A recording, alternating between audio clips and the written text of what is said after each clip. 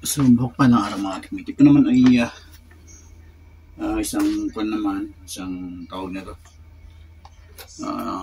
Infrared cooker. Ng problema ay dead set. Ngayon, yan, no power siya mga technique. Yan. No response. So, unang gagawin natin ay check muna natin yung kanyang fuse. So, habang ito ng multimeter sa ating dito tayo sa continuity test. Yan, medyo lubat na yata rin. Yan, tumutunog. Ayun, technique. Sira yung kanyang fuse. Pero, ang tanong, bakit nasira ang fuse? Tignan muna natin yung kanyang power supply section. Baka may mga tawag nito. May mga rectifier na nasira.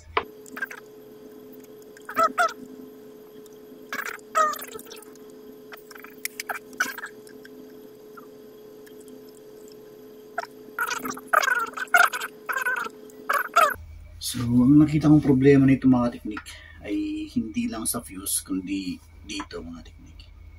Nag-open na yung kanyang nasunog siguro. Yan, siya. Yung isang terminal hindi wala ng continuity. Yan.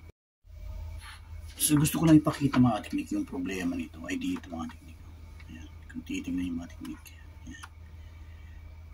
Nasunog na yung wire.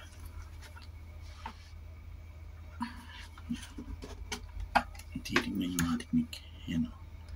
Sunog yung wire. Kailangan palitan yung buong AC cord. Yan. Sabihin natin sa may-ari na kailangan palitan. Yan, okay.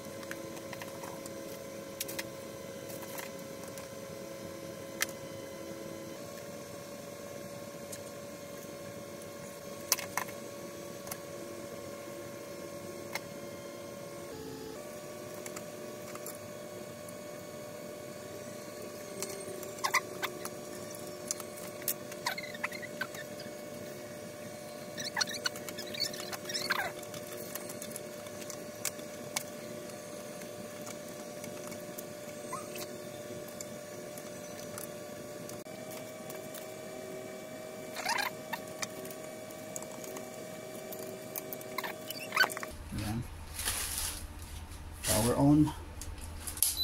Yun, technique. Nag-okay na siya. Then power on. Then function. Yun. So, maingay din yung kanyang fan. So that's a fan. Yeah. Oh, let's see also the... This one is getting hot. Let me see. Yes. It's getting hot. So, okay guys. Kailangan nating linisin din yung kanyang fan.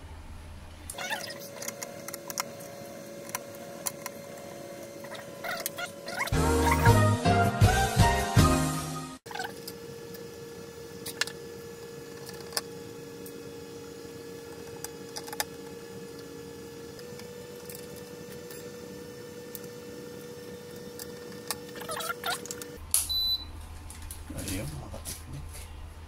Power. Function. Ayun. Napakaganda. Ganda ng takbo. Okay.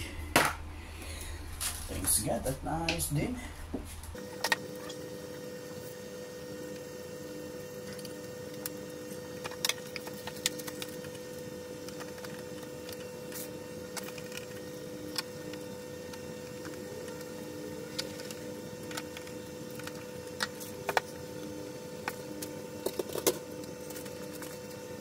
Okay, final testing tayo mga teknik.